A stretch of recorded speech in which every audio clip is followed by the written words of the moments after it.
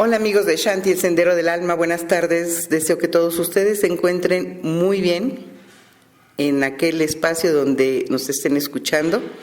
Les mando un abrazo, les doy la bienvenida con mucho cariño.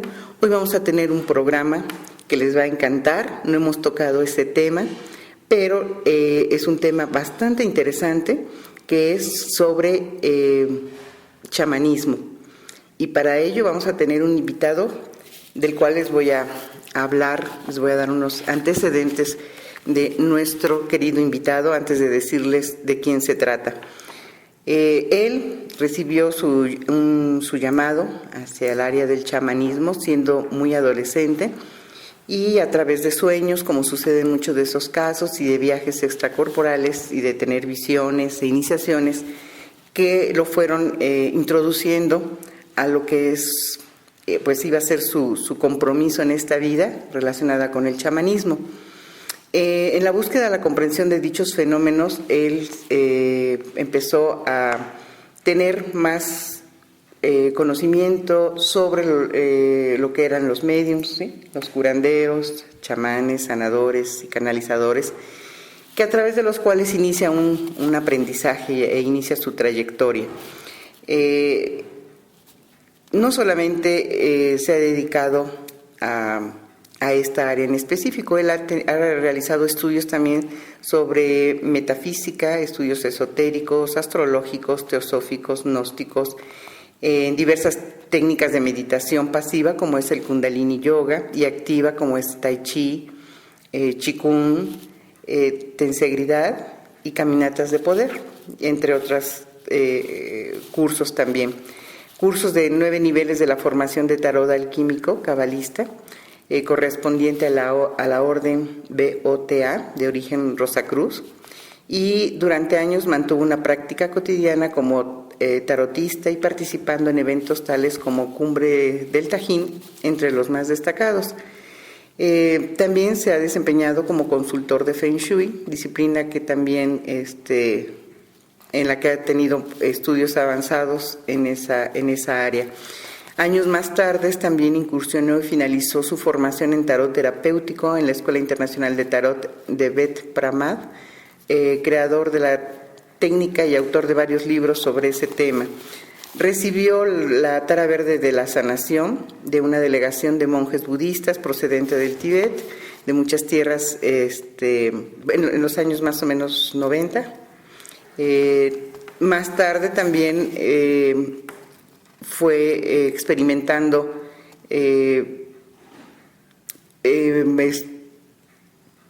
bueno, no sé cómo poder llamarle, ahorita le voy a preguntar a qué se refiere ese tipo de crisis existencial, porque debe ser un proceso por el cual debe de pasar el alma para tener su mayor crecimiento. Entonces vamos a iniciar con esa pregunta para que nos hable sobre ello, porque me parece muy importante. En su formación de chamanismo tradicional ha transitado el camino del guerrero tolteca, la Mexicayotl,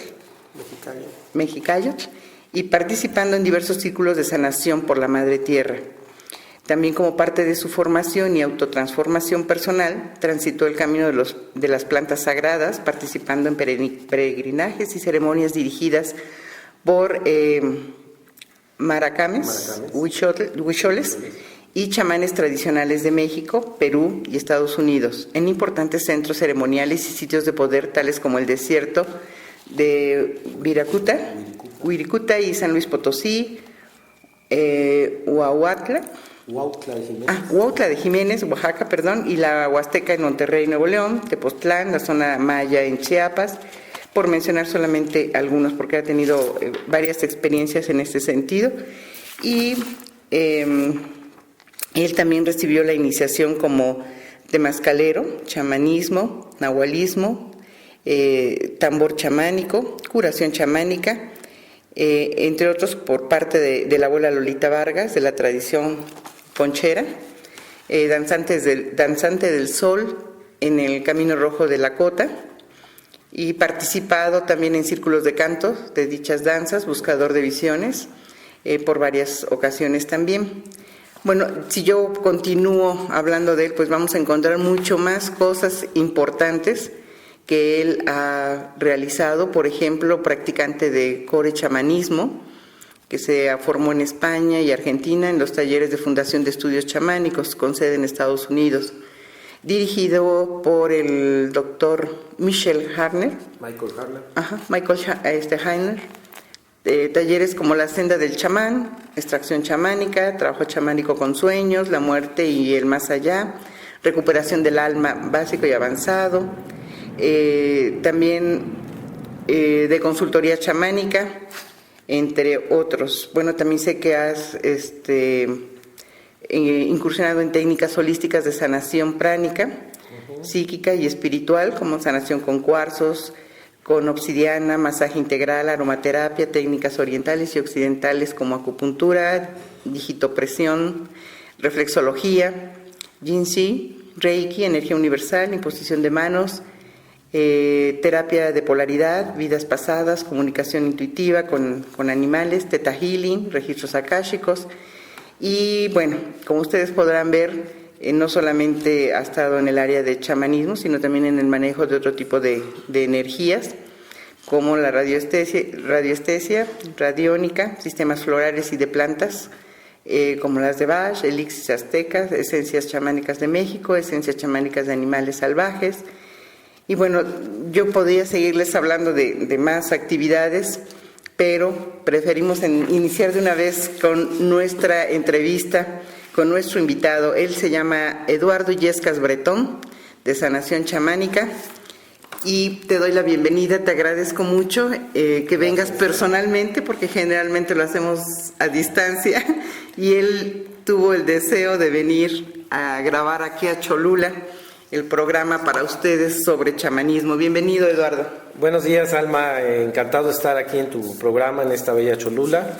De antemano, muchas gracias por tu invitación, y aquí estamos para hablar un poquito sobre chamanismo. Bueno, y antes de entrar a chamanismo, sí me gustaría que nos platicaras esa experiencia que no pude explicarles a los que nos están escuchando. Sí, hay un término que se llama la noche oscura del alma.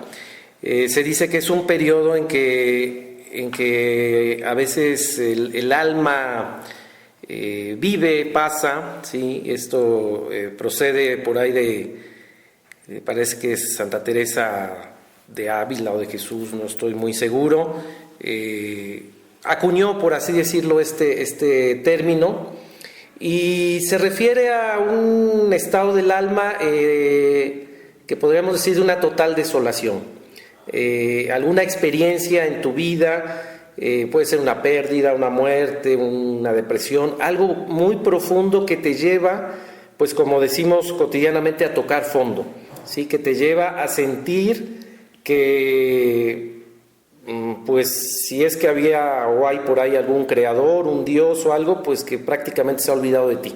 Entonces el alma experimenta eso, un tocar fondo, un estado de total desolación, y de la cual uno puede salir muy fortalecido cuando trasciendes, cuando superas esta situación. Muchos místicos, muchas personas que se dedican o que se han dedicado a la sanación o a cuestiones de este tipo han pasado por ahí. Y en el caso hablando específicamente del chamanismo, cuando hablamos de lo que se llama la llamada chamánica, es muy común que el individuo tiene o pasa por su noche oscura del alma, su mundo es destruido, ¿sí? Literalmente su mundo de alguna forma es destruido, todo lo que la persona sostenía, en lo que creía, puede ser sus creencias religiosas, lo que creía acerca de la vida, de lo que iba a ser su camino, su familia, qué sé yo, es como si todo se desmoronara,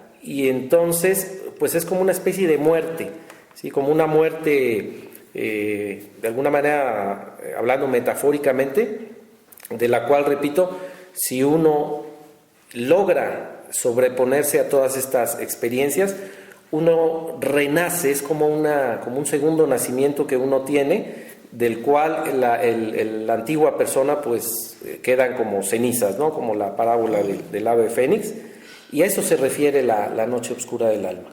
¿Qué es lo que también tú tuviste que pasar para encontrar tu...? Sí, la mayoría de las personas que nos dedicamos a esto, o que tenemos este llamado, pues en algún momento hemos pasado por ello o pasaremos, ¿sí? Uh-huh.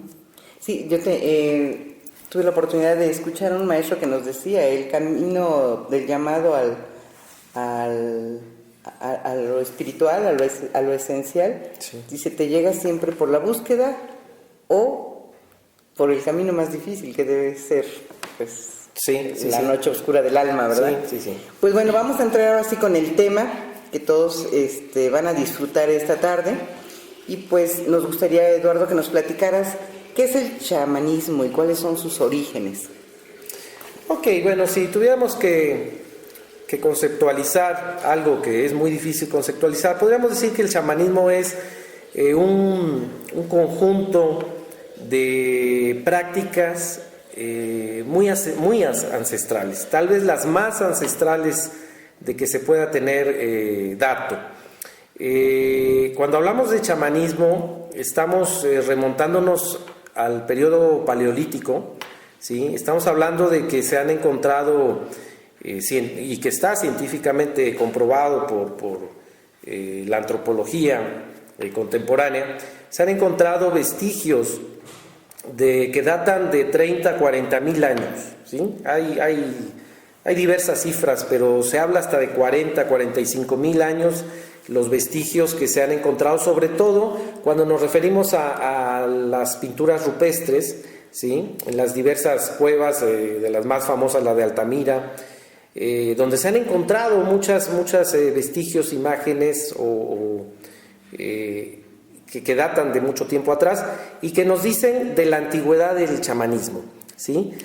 Por ahí, a manera de chiste, un autor decía que, bueno, que si se creía que la prostitución era el oficio más antiguo del mundo, pues que había que corregir, que realmente el oficio de chamán era el oficio más antiguo del cual se tenía dato. Entonces, este conjunto de prácticas va encaminado a solucionar problemas tanto de índole personal como a la comunidad, ¿sí? El practicante, el chamán, quien lleva a cabo estas prácticas, básicamente viaja a otra realidad, a otros mundos no ordinarios, a encontrarse con sus espíritus de ayuda, porque el chamán trabaja con espíritus, y traer solución, traer visión, traer interpretación, traer algo para sí mismo o para la comunidad. Básicamente podríamos decir esto del chamanismo. Ajá, el chamanismo es un trabajo que realiza una persona con la ayuda de los espíritus. Eso. Así es, exactamente. El chamán es ayudado por sus espíritus. Básicamente un chamán tiene que tener espíritus de ayuda. Ajá. Pero el chamanismo entonces no es una religión, ¿verdad? Como algunas personas pueden pensar. Esto es algo que me pregunta muy seguido, Alma. No, el chamanismo esencial, si nos remontamos a lo más básico, no es una religión. Digamos que promueve lo que otro concepto por ahí que hay, que es el animismo, que es aquella creencia en que cualquier cosa viva, una piedra, una cascada, un animal, un ave, qué sé yo, tienen espíritu, en que todo está vivo, ¿sí? Pero en esencia el chamanismo no es una religión. Ha habido, a través de la evolución del chamanismo, sí se ha creado ciertos sincretismos sobre todo con la religión católica, tal vez no la única, pero sí con la que más se ha hecho sincretismo, y hoy en día muchas de las prácticas chamánicas están pues en este sincretismo con estas prácticas religiosas, y bueno, se cree que el chamanismo es una religión, pero en su esencia, en su origen más básico, el chamanismo no es una religión. Ajá. Entonces, no es una religión, pero sí podemos enterarnos de dónde surge esta forma, este estilo de trabajo de chamanismo, ¿verdad? Tú ya nos acabas de decir qué significa la palabra chamán, pero pues sería interesante saber de dónde surge, ¿verdad? Bueno, como te decía, se tiene conocimiento que desde la era paleolítica, ¿sí? La era de piedra, ya había manifestaciones chamánicas. Pero cuando nos referimos, por ejemplo, al término chamán, que es un término que se ha popularizado y muy genérico, por ahí algunos estudiosos, especialistas en el tema, nos hablan de que la palabra chamán surge de una tribu, los Tungu, que están en Siberia, ¿sí? De una población, los Tungu. Y chamán es un vocablo que se divide en Sha, Man, que es el que sabe, ¿sí? Entonces se dice que el chamán es aquel que sabe, como un sabio, como una persona que sabe. Decíamos que el chamán trabaja con sus espíritus, viaja a otras realidades, entonces de alguna manera tiene un conocimiento más allá del que la comunidad en general pudiera tener. Entonces se dice que es aquel que sabe, ¿sí? El término, digamos, chamán, repito, se hizo como muy generalizado. En algunas otras latitudes, bueno, no se usaba, o de hecho no se usa el término chamán. Los nativos de Norteamérica, tú les dices chamán y te dicen, no, aquí somos hombres medicina, por ejemplo, ¿no? En los antiguos tolteca, pues por ahí tenemos al famoso Don Juan, que decía hombre de conocimiento, no chamán. Y hay 20,000 términos que pudiéramos decir, sinónimos de chamán, pero digamos que se ha generalizado. Pero el término chamán procede de las latitudes de Siberia, de estas poblaciones, y donde de alguna manera antropológicamente pues hay muchos vestigios y se sigue practicando hasta el día de hoy. Claro. Entonces sería interesante, Eduardo, que nos pudieras platicar qué es un chamán y qué no es un chamán, porque sabemos que ellos, pues al tener contacto o guías que son espíritus de otras dimensiones, manejan energía, ¿verdad? Entonces toda esa energía es trabajada por lo que sí son chamanes. ¿Y cuáles podríamos decir que no son chamanes? Ok, se ha confundido al chamán con muchas otras manifestaciones, digamos, de índole espiritual. Y bueno, aclarando el término, podríamos decir que el chamán es aquel practicante que viaja a otras realidades. Hay muchos sanadores, psíquicos, videntes, canalizadores, qué sé yo, que también tienen contacto con los espíritus, pero más bien son como receptores de los espíritus. El chamán va a los espíritus. Estas otras manifestaciones que mencioné, sin demeritarlas en lo absoluto, simplemente haciendo la diferencia, más bien son receptivas a los espíritus, ¿sí? O sea, los espíritus vienen a ellas, mientras que el chamán va al mundo de los espíritus. Viaja, va a conocer los mundos en donde habitan estos espíritus, que pueden ser de ancestros, de animales, de la cascada, del rayo, del trueno, qué sé yo. Va a conocer la geografía en la cual se viven, digamos, estos espíritus, y las otras manifestaciones reciben a los espíritus. Esa es una diferencia. La otra, hay muchas, pero podríamos mencionar también que es en la forma en que trabajan con los espíritus. No es lo mismo, y es muy común confundir, por ejemplo, un hechicero con un chamán, ¿sí? Normalmente, o en esencia, originalmente, el chamán aportaba ayuda a la comunidad, resolvía problemas de la comunidad.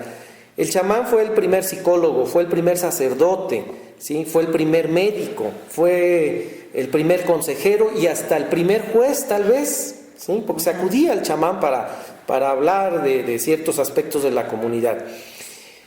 El término, por ejemplo, el hechicero, es aquella persona que de alguna manera tiene esta habilidad que tiene el chamán, pero lo utiliza de una forma en que de alguna manera viola el libre albedrío de la comunidad. Digamos que es como un poquito a capricho, ¿sí?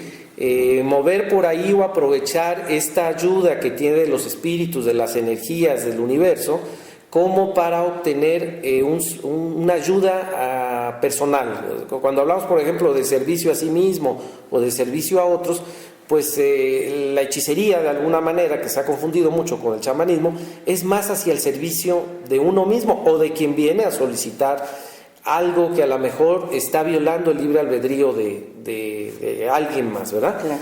Entonces, sí hay una diferencia. Sí hay una diferencia. Sí, ahorita que mencionas, era algo que me gustaba, que me quería preguntarte, porque pues sí, efectivamente, muchas personas confunden a un hechicero con un chamán. Yo creo que en este manejo de la polaridad de energías, pues también mucho influye, o de la polaridad de los espíritus, ¿no? Exacto.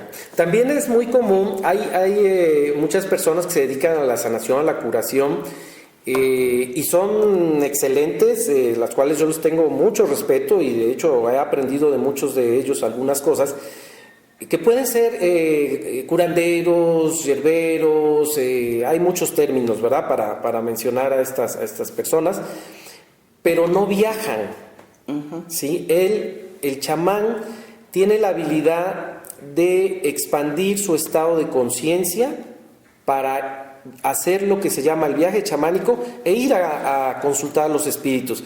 Entonces sí hay una diferencia, como te decía. Otra diferencia muy importante, en estas otras manifestaciones que se han confundido con el chamanismo, muchas veces se cae en cierto trance, que es una palabra que a mí no me agrada tanto, pero bueno, hay una especie de trance en que la persona pierde, que la persona que está recibiendo la ayuda espiritual, la visita de los espíritus, pierde conciencia. ¿Sí? Pierde conciencia, normalmente cuando vuelve de su trance, la persona no sabe qué dijo, la persona no sabe qué hizo, sí, fue como un canal, se les llama a veces en el espiritismo vasos, ¿sí? Como un vaso, que es tomado por un espíritu. Entonces estamos hablando como de una especie de posesión, sin exagerar por ahí lo que vemos en las películas, ¿no? Pero sí está cediendo toda su conciencia a una entidad que muchas veces no sabemos si es positiva o no lo es tanto. En el caso del chamán, el chamán siempre tiene conciencia de lo que está haciendo. Puede estar viajando, puede estar consultando a sus espíritus, pero el chamán está consciente. El chamán tiene la habilidad de estar como con un pie en esta realidad y en una realidad no ordinaria. Siempre consciente, siempre va a recordar cómo fue su viaje, con quién contactó, a dónde fue, qué hizo, qué le dijeron. O sea, siempre va a haber se va a mantener la conciencia. Y esto es una diferencia muy, muy importante entre un chamán y quien no lo es, ¿verdad? Se ha generalizado y bueno, tampoco podemos ser muy estrictos, ¿no? Porque hay personas que hacen su trabajo maravillosamente y a veces la comunidad, como sucede en el chamanismo, empieza a decirles o a llamarles chamán, y bueno, pues se le queda, pero si es que hay necesidad de aclarar bien los términos, estas podrían ser unas diferencias. Unas diferencias muy importantes. Importantes, sí, claro que sí. Y también, hablando de esto mismo, pues encontramos diferencias en lo que es un chamanismo tradicional o cultural y un chamanismo transcultural o corechamanismo, que yo no había oído el corechamanismo, por ejemplo. Sí, el chamanismo obviamente cultural, chamanismo tradicional, es el que conocemos de alguna manera desde la antigüedad. Cada país, cada comunidad, cada región tiene su estilo, por decirlo de alguna manera, sus prácticas, tiene sus propios dioses, sus propios espíritus, con quienes trabaja, a quienes invoca, a quienes celebra, qué sé yo. Y esto es el chamanismo, es una cuestión como muy ritual de alguna manera. El corechamanismo surge a partir por ahí de los años 80, en que Michael Harner, que es el fundador de la de la Fundación de Estudios Chamánicos, que se encuentra en Estados Unidos, empieza a visitar algunas comunidades. Hasta hoy en día se ha dicho que ha estado como con 80, 85 grupos chamánicos en el mundo, y forma esta fundación y crea este término que es muy ad hoc como a la cuestión New Age, como a la cuestión que se empieza a vivir de cambio vibracional en el planeta y todo esto. Y es un chamanismo que de alguna manera toma lo esencial de lo que es el chamanismo.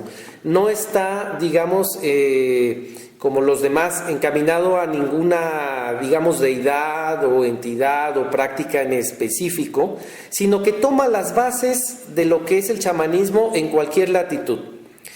El core del chamanismo, el corazón del chamanismo, el núcleo del chamanismo, la premisa que plantea es la siguiente: en cualquier latitud o comunidad chamánica, el chamán, si estamos hablando de chamán sanador, hace 4 cosas básicas, que es la extracción chamánica, la recuperación del alma, la recuperación del animal de poder y el trabajo de psicopompo, que es el trabajo de ayudar a los muertos o a las personas que están por morir a pasar a otra realidad.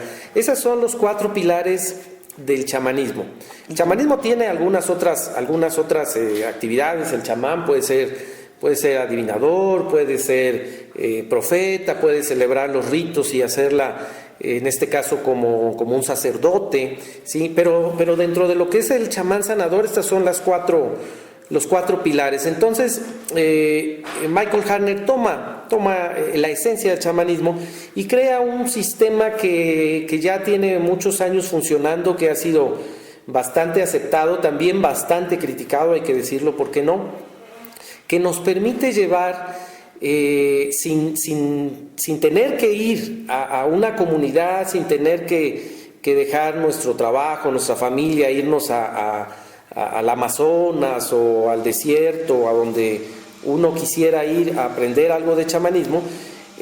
Nos presenta a través de cursos, de talleres, la oportunidad de practicar este chamanismo pues en casa, ¿sí? O en grupos, en círculos. Obviamente hay que aclarar que el tomar un taller, un curso, una formación de chamanismo no nos hace chamanes, ¿sí? Hay muchas personas que practican yoga y no son yogis, ¿verdad? Claro. O todo mundo jugamos fútbol y pues no somos futbolistas profesionales, pero sí tenemos la oportunidad de introducir en nuestra vida, en nuestra cotidianidad, en nuestra búsqueda personal, la práctica chamánica. Entonces esto a mí me ha gustado mucho, ¿sí? Sobre todo para cuando, repito, uno no tiene tiempo pues de tomar su mochila e irse 3 meses o 1 año al Amazonas y dejarlo todo. Pues es muy, muy práctico poder tener en casa una práctica que la podemos hacer en la cotidianidad, en la comodidad de nuestro hogar, ¿sí? Entonces el core chamanismo, el chamanismo transcultural, esto es a lo que nos lleva. Deja un poquito la parte, digamos, ceremonial del asunto y nos lleva a aprender pues cómo viajar, cómo contactar con nuestros animales de poder, cómo pedir consejo, cómo pedir curación, todo esto que es básico dentro de la tarea del chamán. Claro, aunque sí me gustaría que nos platicaras un poquito de cada uno de los 4 pilares, ¿sí? Para pues, conocer también un poquito sobre ello. Pues sí, Eduardo, platícanos de los 4 pilares. Bien, hablábamos que en chamanismo tenemos cuatro actividades, digamos, básicas, ¿no? Una de ellas es la extracción chamánica. Extracción chamánica se refiere a retirar de nuestro campo energético, de nuestro huevo áurico, cualquier energía que no tenga que estar ahí, que no sea nuestra, ¿sí? Estas energías se introducen, se les llama intromisiones, ya sea porque las encontramos, así como hay smog, pues hay placas por ahí de energía que las personas emitimos, ¿sí? Y muchas veces esas energías pueden entrar en nuestro campo energético. Puede ser porque alguien por ahí nos vio de mala manera, nos dijo alguna palabra con fuerza, y esta energía entra a veces como dardos, como flechas, a veces así se ve dentro del huevo energético, Y se queda ahí, no tiene manera de salir, a menos que nosotros llevemos una práctica energética que pocos la llevamos. También cuando se realizan, pues no sé, famosos hechizos, mal de ojo y todo este tipo de prácticas, pues también hay que retirar todo eso. La extracción se refiere, como su nombre lo dice, a extraer todo aquello que no sea parte de nuestra energía. Lo que se refiere a la recuperación del alma. Esto es bien importante.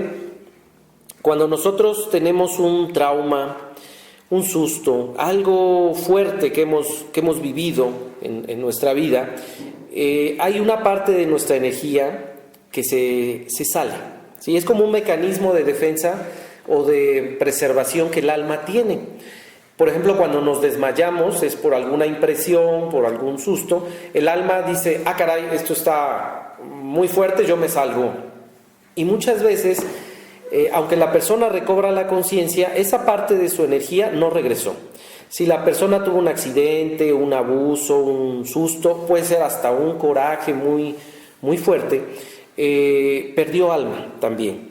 Si la persona, pues por ahí le hicieron algún trabajito, algún hechicito, alguna cosa, le robaron alma, le falta una parte de su alma.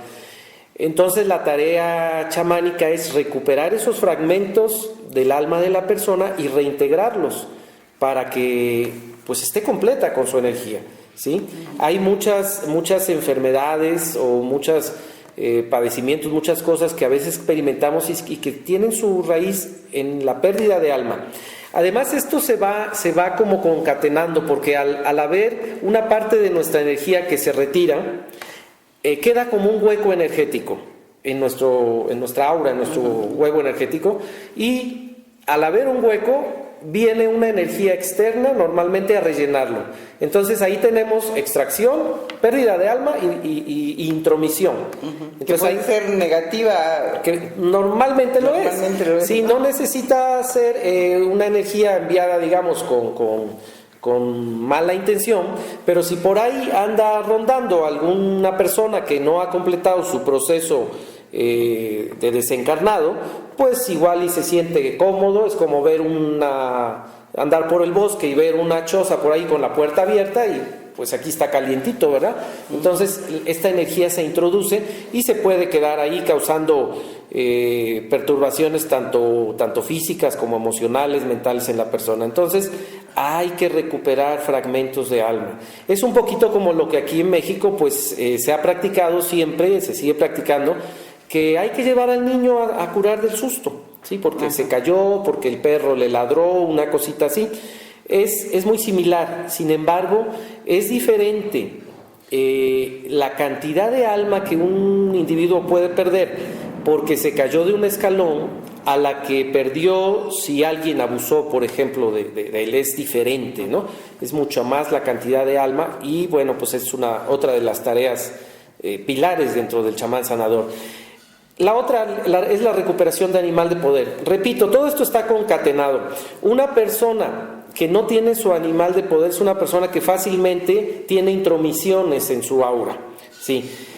Desde la perspectiva chamánica, todos nacemos con un animal que se le llama el animal de poder, el animal auxiliar, amigo, hay muchas formas, el tótem, ¿sí? Hay muchas formas de decirle. Como nosotros normalmente ya no vivimos en comunidades, en sociedades chamánicas, ya somos citadinos la mayoría de las personas, pues bueno, nadie tiene conocimiento, o pocas son las personas que tienen conocimiento de esto. Si bien nacemos con el famoso ángel de la guarda, como que toda la atención se vuelca más hacia el ángel de la guarda. Entonces, pues el animal dice, bueno, es que pues nadie me hace caso, nadie, vaya, no soy tomado en cuenta, entonces pues yo me retiro, con permiso, y el animal se retira. Y una persona, repito, que no tiene su animal, puede tener enfermedades, puede tener intromisión, puede tener muchas cosas.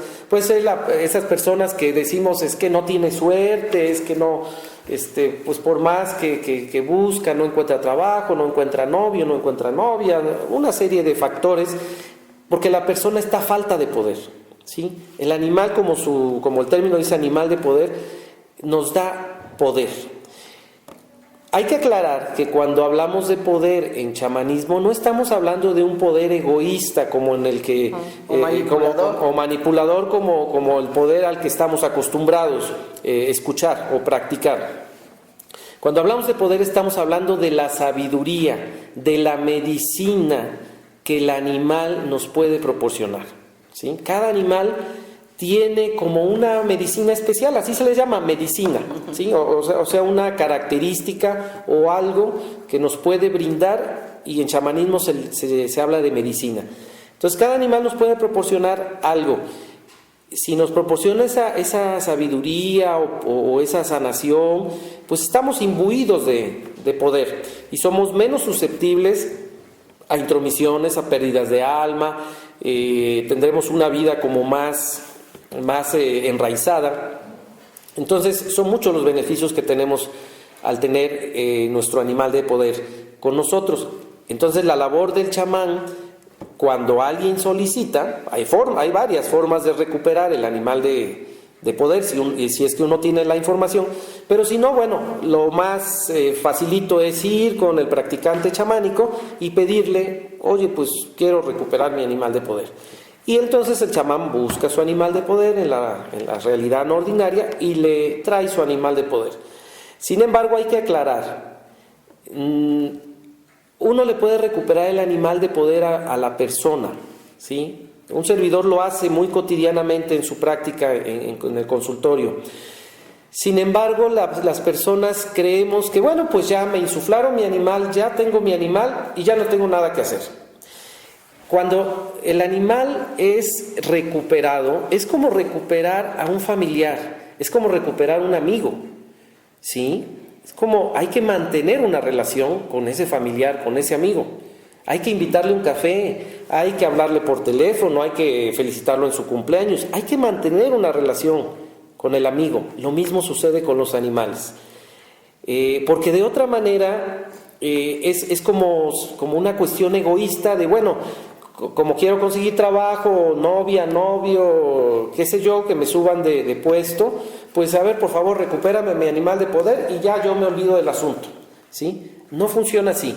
Hay que tener una relación, entonces recuperar el animal de poder conlleva una responsabilidad y también un aprendizaje de cómo mantener ese animal con nosotros, porque si no, sucede lo que pasó al principio de nuestra vida. El animal dice, pues no me están tomando en cuenta y yo me retiro. Entonces es importante aclararlo.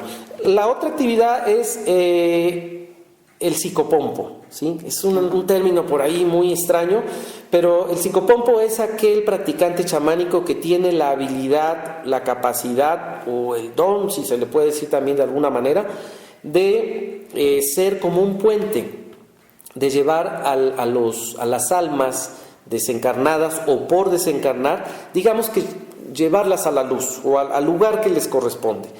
Muchas personas, muchas almas se quedan atoradas, como sabemos, no trascienden completamente y se quedan atoraditas por ahí, pues por el pendiente de los hijos, del trabajo, algún apego, que no perdonaron, que algo les faltó y entonces se quedan por ahí, no aprovechan su ventana de oportunidad y se quedan atoraditas.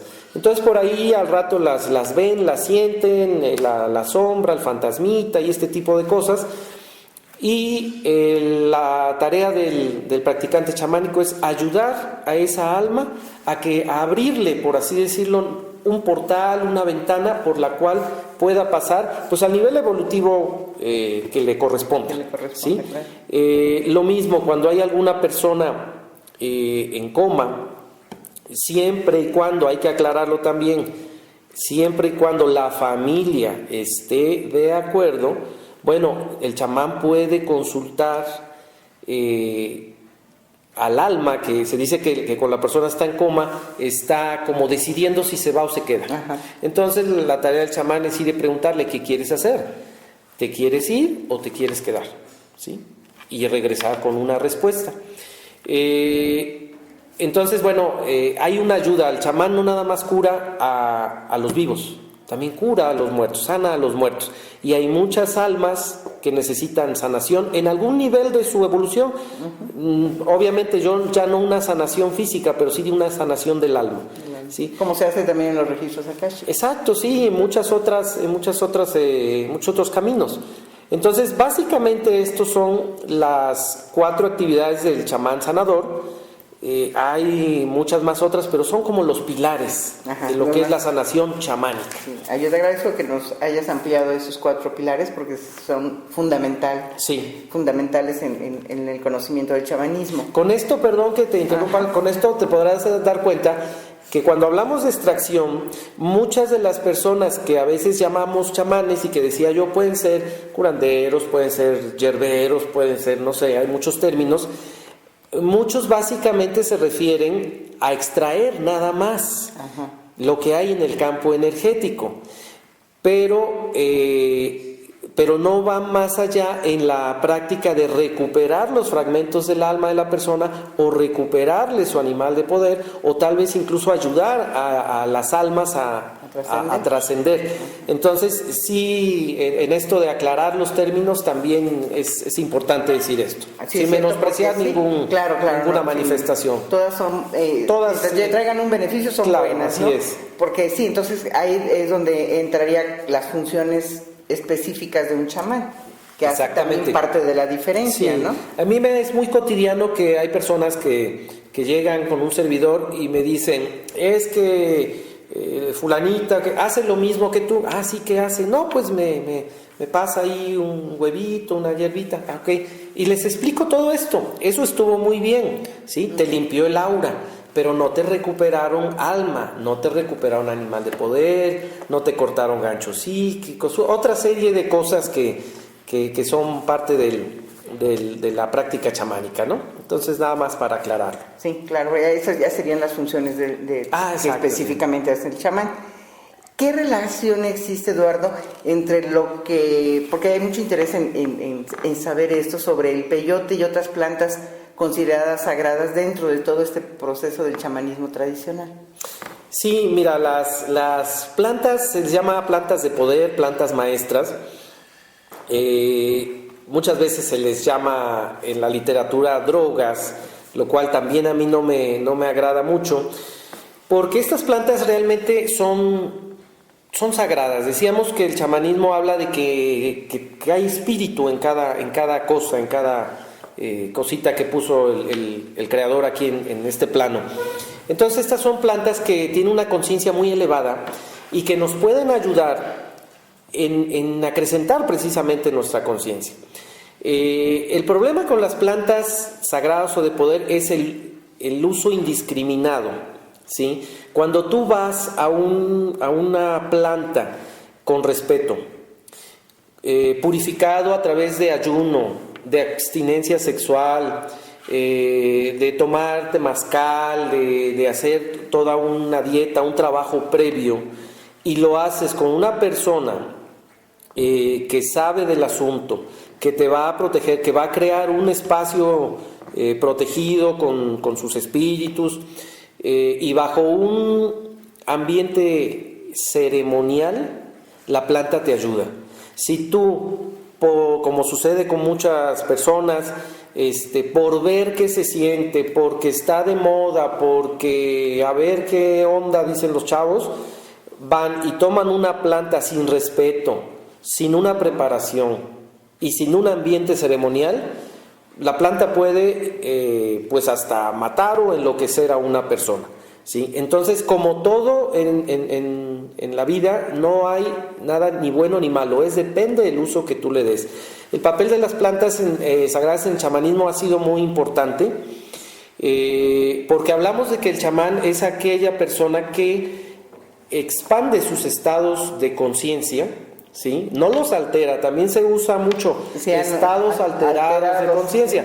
Cuando hablamos de estados alterados de conciencia, pues a mí se me hace, o yo percibo una persona, pues como cuando a alguien se le suben las copas y empieza, decimos por ahí de mala copa, ¿no? Claro. Empieza a agredir o a tirar las cosas, qué sé yo. Una cosa es un estado alterado y una cosa es expandido. Expandido es más allá de nuestros 5 sentidos, poder ver y percibir más allá de lo que nuestros 5 sentidos nos están reportando. Y con plena conciencia. Y con plena conciencia, ¿sí? Y esto es lo que hace el practicante chamánico. Entonces, las plantas han sido un medio a través del cual los chamanes, a través de la historia, han expandido sus estados de conciencia para viajar a esos mundos que hemos mencionado. Sin embargo, no es lo único. Por ahí precisamente Michael Harner, en todos estos estudios que ha hecho durante años, nos cuenta que aproximadamente el 15% de las sociedades chamánicas en el mundo han viajado con las plantas de poder, y el otro 85% ha viajado con el sonido del tambor o de la maraca o de la sonaja, que es lo mismo. Entonces, esto tiene que ver muchas veces con el lugar, con el clima, con muchos factores. Te pongo un ejemplo. En el Amazonas, en la zona del Amazonas, pues se usan muchas plantas, sobre todo la más conocida, popular, la abuela ayahuasca. Es muy difícil tener un tambor en esa zona, ¿sí? ¿Por qué? Porque hay tal humedad que tu tambor, pues más que nada es ahí como una tortilla reseca, ¿sí? Se pone totalmente aguado, es muy difícil tener una piel tensa en un ambiente tan húmedo, ¿sí? Lo mismo en otras latitudes. Entonces, bueno, por alguna razón que todo es perfecto, ahí el universo, el creador, les dio a estas comunidades una planta a través de la cual pudieran ellos hacer sus viajes. Sin embargo, hay muchas otras comunidades en que sí han tenido la facilidad, pues, de poder tensar su tambor y hacer su viaje a través del tambor, a través del canto, a través de la danza. Hay muchos medios, la meditación es una forma también, ¿sí? Entonces, sí ha sido muy importante, lo sigue siendo, las plantas de poder, en llevarnos a un autoconocimiento, a una Pero no curación. es el único camino. Pero no es el único camino, hay que aclarar. Por ahí en la literatura de don Juan de Castaneda, tan conocido, tan popular, en el primer libro se habló mucho de las plantas de poder, ¿no? Don Juan hacía que Castaneda tomara plantas de poder. Y en ese tiempo mucha gente pensó que ese era el medio, el único medio, el camino. Entonces hubo ahí toda una confusión, era la época del hipismo y toda esta situación. Y en un segundo o tercer libro, don Juan, más bien Castaneda, hace esta aclaración que don Juan le dice: no es el único camino. Lo que pasa es que tú como persona, pues con una estructura racional, científica, qué sé yo, necesitabas romper con toda este paradigma, y por eso te di las plantas de poder, pero no son totalmente necesarias, ¿no? Claro. Solamente cuando de veras estamos como muy cuadrados, ¿no? Ahorita que hemos estado platicando mucho sobre el viaje hacia otras dimensiones que hace el chamán, platícanos exactamente hacia dónde se viaja. Okay. Ese viaje, ¿cómo lo hace? ¿Cómo lo consigue? Claro que sí. El viaje chamánico. A mí me encanta porque el chamanismo no se hace muchas bolas, muchas pelotas, como decimos por ahí cotidianamente. Hay otros sistemas, muchísimos sistemas, que nos hablan de muchísimos planos y subplanos, y el chamanismo es bien básico. Te habla que hay un mundo de abajo, un mundo de medio y un mundo de arriba. Así, te habla de 3 mundos. Esto está representado por el árbol del mundo, por el axis mundi. Hay mucha información, muchas representaciones de todo esto. Y el mundo de abajo, digamos que está representado por las raíces del árbol. El mundo de medio, bueno, por el tronco. Y el mundo de arriba, bueno, el follaje, ¿verdad? Las hojas y demás. En estos mundos es donde el chamán viaja a través de estos mundos para obtener información, para obtener sanación, para contactarse con sus espíritus. El mundo de abajo y el mundo de arriba son lugares de amor, de compasión, de sanación, ¿sí? O sea, si tú eres un hechicero, un brujo, una persona que está con el servicio a sí mismo, dentro del servicio a sí mismo, y tú quieres hacerle una mala pasada a alguien, no vas a irle a pedir a un espíritu del mundo de abajo ni a un espíritu del mundo de arriba, porque ahí los espíritus son espíritus como muy evolucionados, repito, en donde predomina el amor, la sanación, la compasión. El mundo de en medio es este mundo en donde estamos tú y yo ahorita platicando, pero además hay otros mundos, otras capas, digamos, otros planos aquí mismo, en donde hay, pues hay de todo, ¿sí? Ahí decimos por ahí de chile de dulce y de manteca, hay de todo en ese plano, y es ahí, en este mundo de en medio, en donde precisamente muchos hermanitos que practican la hechicería, la brujería, todo este tipo de prácticas de alguna manera egoístas, pues es de donde obtienen, o de los espíritus, de las almas o de los seres que habitan ahí, de donde obtienen sus favores. El mundo de abajo, repito, y el de arriba son espacios de curación, de sanación. Normalmente en el mundo de abajo encontramos a nuestros animales de poder, ¿sí? Y a nuestros ancestros, que son maestros, son guías, y bueno, podemos encontrar ahí mucha sanación, mucho conocimiento.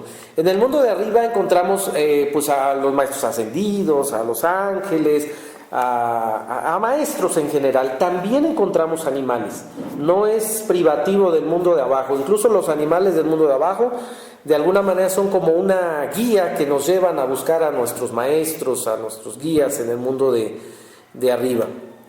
Y así es como el chamán viaja a través de estos mundos. Debo aclarar, porque también es algo que a veces por ahí se confunde. Cuando yo digo el mundo de abajo, no estoy hablando del bajo astral, ¿sí? Es muy común confundir esto. El bajo astral o el alto astral, o como se le llame, están dentro del mundo de en medio, ¿sí? Más bien los subplanos bajitos, de baja densidad del mundo astral, están dentro del mundo de en medio. Cuando el practicante chamánico viaja al mundo de abajo, digamos que pasa por el mundo astral, pero a través de una técnica que es como si se hiciera un túnel que nos aísla de tocar el mundo de en medio. Vamos directamente al mundo de abajo, a encontrarnos con nuestro animal, con nuestros ancestros, y de ahí, desde ese mundo, si nosotros tenemos que hacer algún trabajo en el mundo de en medio, recuperar un fragmento de alma, alguna situación como esas, vamos, pero acompañados de nuestro animal o de nuestro ancestro, para ir protegidos, ¿sí? Hacer este trabajo. Entonces sí es importante aclarar que el mundo de abajo no es el bajo astral. Sí. Y a pesar de no estar dentro del chamanismo, es interesante tener siempre como compañía nuestro animal de poder, ahorita por lo que estás diciendo. Exacto. Cuando vamos a trabajar ya en viaje chamánico, en hacer curación, extracción, es en compañía de nuestro animal, ¿sí? Porque los animales, digamos que saben todos los territorios espirituales. Nosotros entramos, pero somos nuevos, no conocemos. Ellos conocen todos los lugares, los atajos, por aquí sí, por aquí no. Entonces es como un guía que te dice, vente, vámonos por aquí a recuperar este fragmento que se quedó en tal lugar, y yo te voy a guiar y te voy a proteger, ¿sí? Entonces esto es esencial, el trabajo con el animal de poder.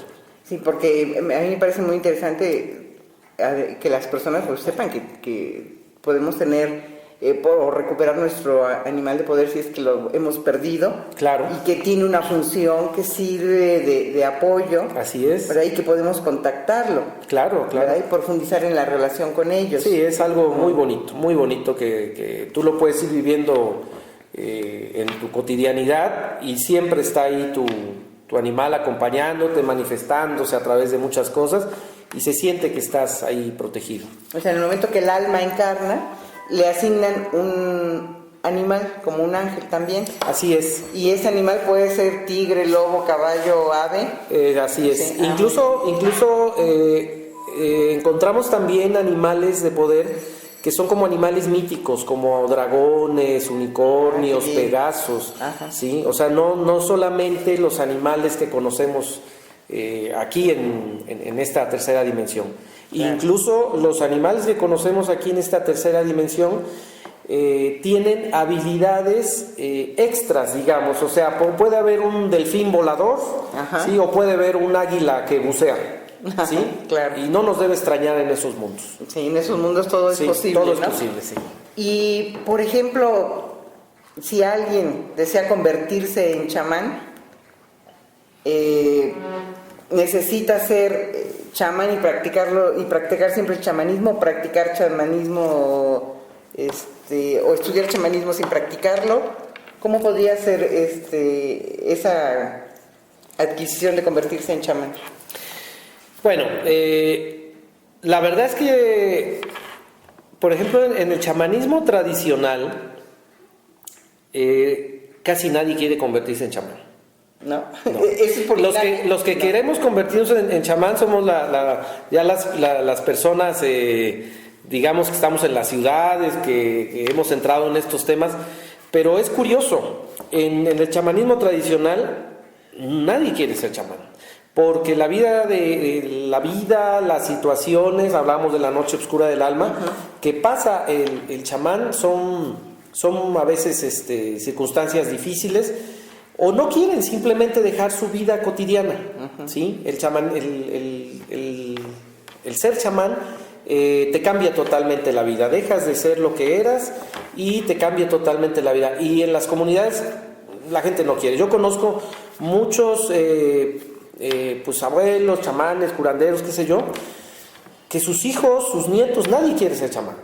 Y uno quisiera decirle, don fulano, es que pues ponga sus ojos en mí, enséñeme algo, ¿no? Y son personas que se está por acabar su conocimiento y pues no tienen a quién dejárselo, ¿no? Ahora, ser chamán, si uno quiere ser chamán, uno puede ser tal vez practicante chamánico. Yo creo que ser chamán de alguna manera, si todos podemos practicar chamanismo, como ya comenté anteriormente, pero sí hay ciertas condiciones que te marcan desde que tú naces. Hay como ya todo un acuerdo de tu alma, como un contrato, si le podemos decir así, de alma, en el que está en tu camino ser o retomar tu práctica chamánica, ¿sí? Que es cuando la empiezas a adquirir desde adolescente, como por linaje. Así es. Hay linaje que puede ser, como te decía, bueno, pues porque mi abuelito, mi papá, en mi comunidad. En el caso de las personas como un servidor, que yo no fue mi caso, hay un linaje espiritual. ¿Sí? Hay un linaje en donde a través de sueños, visiones, experiencias y acuerdos vienen tus ancestros y te dicen tú vas a hacer esta actividad y te hacen una serie de iniciaciones y bueno, tú no sabes ni qué está pasando ahí hasta que bueno, con el tiempo vas comprendiendo. Puede haber, repito, por linaje directo, ¿sí? Porque vives en una sociedad o en casa de un chamán, pero también hay por linaje espiritual, ¿sí? Que es algo que se da mucho actualmente en las personas que de alguna manera no tenemos una relación directa con un linaje chamánico, pero se está dando muchísimo. Supongo que esto tiene un porqué. Por la era en que estamos viviendo. Por la era, como que se necesitan personas que seamos de alguna manera como puentes, ¿sí? Porque muchas veces el chamán, por muy bueno que sea, a veces no sale de su comunidad y como tú bien lo dices, Alma, por la era en que estamos viviendo se necesita que este conocimiento trascienda, ¿sí? Por ahí viene a mi mente, se habla mucho de la profecía del águila y del cóndor, que rápidamente, bueno, te menciono que dice que, bueno, hay un tiempo, dice, es la profecía de los incas, en que el águila y el cóndor volarán juntos. Entonces, esto quiere decir que el águila representa al ser humano racional, el ser humano digamos, común, cotidiano de la ciudad, con su tecnología, con sus estudios, con sus teorías, y y la gente cóndor, bueno, pues la gente que ha desarrollado más aspectos espirituales, de compasión, de transformación interna, todo esto. Y bueno, la gente águila, por más que tiene sus satélites y su auto y su tecnología, hay una parte de ellos que está vacía, ¿sí? Que está vacía y que no logran llenar. Y por otro lado, la gente cóndor, con toda su espiritualidad, pues los pones ante un teclado de una computadora o a sacar un boleto de avión o del autobús, y con las nuevas aparatos que hay ahora, ya no saben qué hacer, ¿sí? Esto es una limitante, o sea, tanto la gente cóndor como la gente águila, de alguna manera ha llegado a un punto en que se siente limitada en alguna forma. ¿Y qué es lo que está pasando con estos cambios, con estos tiempos? En que tiene que haber una fusión, ¿sí? De ambos, una hermandad, no rechazarse ni condenarse unos a otros, sino cooperar de alguna manera. Y hay algunas personas, como creo yo que puede ser mi caso, que llevando una vida, digamos, dentro de la civilización, pues también tengo un acercamiento a la cuestión de la comunidad, de lo chamánico, y esto me permite ser como un puente entre ambas, entre el águila y el cóndor, por así decirlo, ¿no? Entonces creo que es muy útil que muchos hermanos estamos teniendo este tipo de acercamiento de estos linajes ancestrales, espirituales, y que nos están de alguna manera despertando y poniéndonos a hacer lo que venimos a hacer, ¿sí? Claro, yo creo que esta era es propicia para el despertar de conciencia, y en este despertar y en este proceso de cambio de conciencia, pues se tienen que abrir todos los conocimientos. Por algo el Dalai Lama también tuvo que salir de Tibet. Exacto, ¿no? Es un gran ejemplo. ¿Sí? Y estos conocimientos del chamanismo también se están dando. Exacto, y sí. quienes nos empezó a proyectar internacionalmente fueron Don Juan, las enseñanzas de Don Juan a través de Carlos Castaneda, sí. Pero también sin hacer a un lado la proyección que hicieron también el papel importante las mujeres, como fue Pachita y María Sabina, en Oaxaca, ¿no? en Huautla de Jiménez, María Sabina. Sí, pues exactamente, ha sido un papel muy importante, como que son tres íconos del chamanismo en México, importantes. A donde quiera que uno vaya, pues te preguntan por Don Juan, te preguntan por Castaneda, te preguntan por María Sabina, por Pachita. Tres figuras muy importantes, cada una en su línea, en su linaje, pero creo que sí ha sido muy importante, y sobre todo la figura femenina.